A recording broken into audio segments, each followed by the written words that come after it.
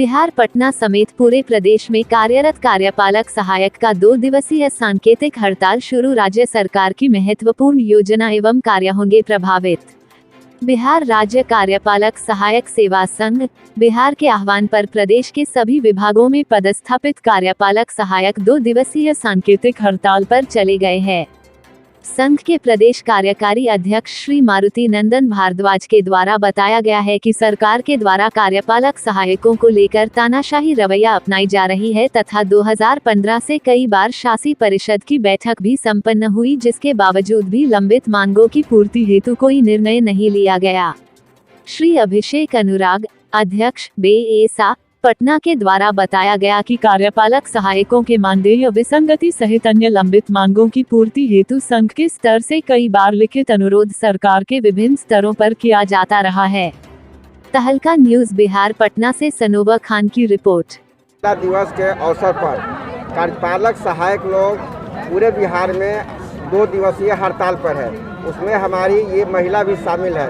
आपको आज क्या कहना है? आज हड़ताल आपको करना चाहिए था? नहीं, बिल्कुल करना चाहिए था, क्योंकि आज अंतर्राष्ट्रीय महिला दिवस है और सरकार को भी ये सोचना चाहिए कि महिलाओं को हर तरह से आगे कर रहे हैं। तो कार्यपालक सहायक में भी बहुत सारी महिलाएं हैं, उनके बारे में सोचना चाहिए।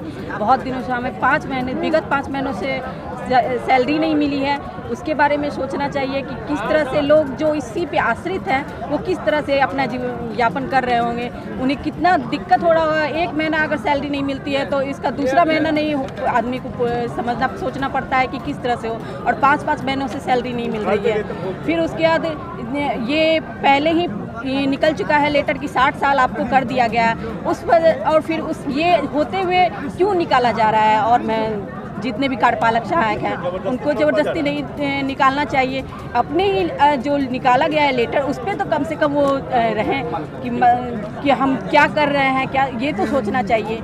और सबसे बड़ी बात कि वो जो है वही हम लोगों को इसमें लाए हैं कि कार्यपालक सहायक का वो निकाले थे तो हम लोग वैकेंसी बढ़े उसमें आए, तो कम से कम ये हम लोग का एक चीज़ उनसे आशा है कि वो हम लोग का आशा पूरा करेंगे, हम लोगों को नियमितीकरण करेंगे। 5 साल पूरने के बाद हम लोगों का जो है ग्रेड 2 में उनको खुद ही हमें दे देना चाहिए। पर क्यों इसके लिए दोबारा दक्षता परीक्षा हम दें, ये भी तो गलत ही है।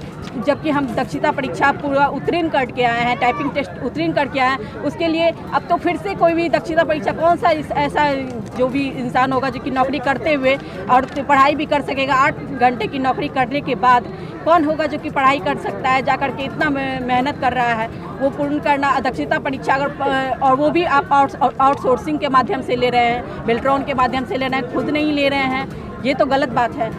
सरकार को इस बारे में सोचना चाहिए।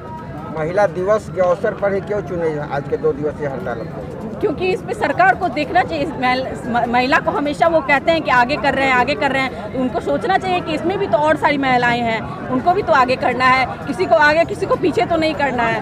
इसलिए सरकार आपकी मांगे नहीं मानती, इसके आगे क्या करना है आपको? इसके आगे 15 मार्च से हमारा अनिश्चितकालीन हड़ताल होगा। परिचय अपना जी, परिचय अपना। दीपमाला, सामान्य प्रशासन विभाग, कार्यपालक सहायक।